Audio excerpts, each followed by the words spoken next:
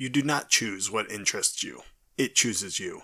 Something manifests itself out of darkness as compelling, as worth living for. Following that, something moves us further down the road to the next meaningful manifestation. Jordan Peterson. Order and chaos are like the yin and the yang, opposite sides of the same coin. In Peterson's first major book, he presented 12 rules that would serve as an antidote for the chaos. In his newest book, Beyond Order, it seeks to push the readers further. Using the same framework of 12 rules, this book picks up where the last one left off and presents you with ideas, tools, and tricks to adjust to the ever-changing world and flow with those changes, rather than crashing into them. Rule number 1. Do not carelessly denigrate social institutions or creative achievement. Social institutions are the framework of our world. They teach and guide us as to what is acceptable, just, and fair. Now that being said, it is often those who are open to new ideas, who are willing to operate on the edges of these social norms, that make the biggest difference in the world. You should look at successful innovators as inspiration, but understand the structure, order, and balance that society does bring to the chaos. There is a happy middle to operate from. Rule number 2. Imagine who you could be and then aim single-mindedly at that. Imagination is one of the keys to improvement.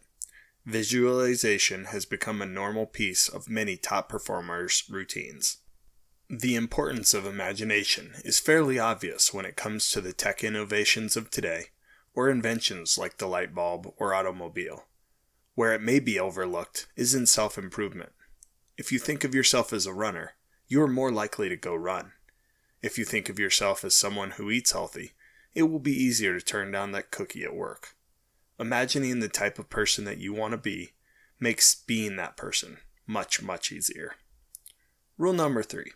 Do not hide unwanted things in the fog. Tell me if this sounds familiar. An emotionally difficult event happens, say a fight with a loved one, getting fired from a job, or even a death in the family. Instead of dealing with these emotions, we stuff them away. We don't let ourselves or others know what we really want or need. To be successful and live a happy life, you need to deal with the emotions that arise, and when it comes to others, communicate what you do and don't want. Rule number 4. Notice that opportunity lurks where responsibility has been abdicated. For years, cab companies offered horrible service. They took forever to show up, charged outrageous and random amounts, and were just generally unpleasant. Uber, Lyft, and other rideshare companies came in and fixed these things. They took all the shortcuts that cabs were taking, fixed them, and seized a huge opportunity in the market. Most people act like cab companies. Don't abdicate responsibility for your tasks. Take advantage when other people fail to act responsibly. Number 5. Do not do what you hate. You know the saying, make money doing what you love, and you'll never have to work a day in your life? This is exactly what Peterson is talking about here. We spend a significant portion of our lives working, so it is important that you don't hate what you do. If you are in this situation, what can you do to make progress towards changing your job, profession, or work environment? Rule number 6. Abandon ideology. The world is flat. Europeans believed this for hundreds of years, and likely everyone believed it because it had always been true. Many ideologies like this can be proven false with the right technology, time, or science. There are plenty of things in the modern world that we think are true that others might not believe. Find these people, listen to their opinions and thoughts with an open mind. Chances actually are that most of what you know to be true is actually false. Open your ears and don't get stuck in ideologies. Rule number 7. Work as hard as you can on at least one thing and see what happens. Peterson uses the example of diamonds for this rule. Only under extreme heat and pressure does coal transform into a diamond. Only through dedicated hard work and time can you become the best version of yourself. Pick a goal and work your butt off for it. You might be surprised what you accomplish. Rule number 8.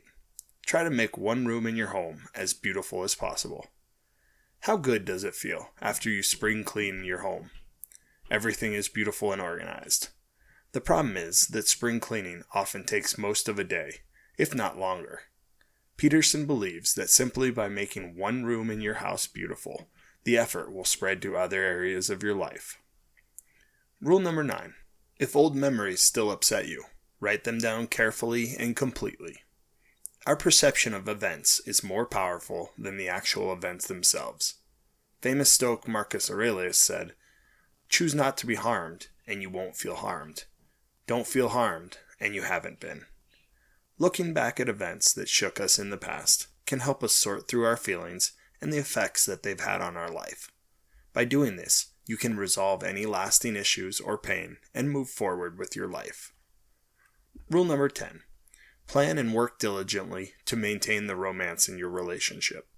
The divorce rate in today's society shows just how difficult relationships can be. Both you and your partner need to work hard and communicate with each other. Take time to go on dates, have meals together, or lay in bed on a Saturday morning, just chatting. Rule number 11. Do not allow yourself to become resentful, deceitful, or arrogant. You are resentful because of the absolute unknown and its terrors, because nature conspires against you, because you are the victim of tyrannical elements of culture, and because of the malevolence of yourself and other individuals. Resentment, deceit, and arrogance are born by assuming the worst of culture and people.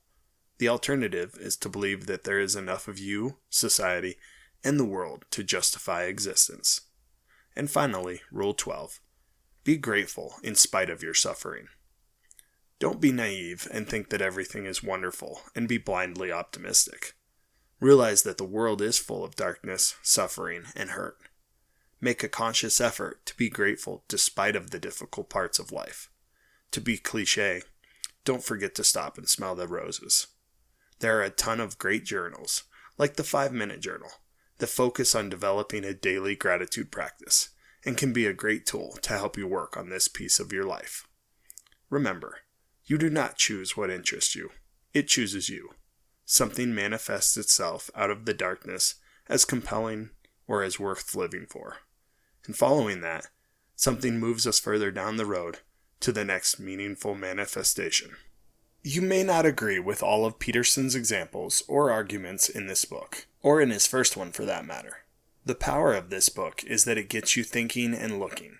It leaves you hopeful that improvement is possible if you put the right plan into action, even if it isn't exactly Peterson's plan. Speaking of planning, we are planning out our next batch of videos. Leave any ideas that you have down in the comments below, and your suggestion might just be our next animation. Also, while you're down there, make sure to hit that thumbs up button to like the video and subscribe to the channel.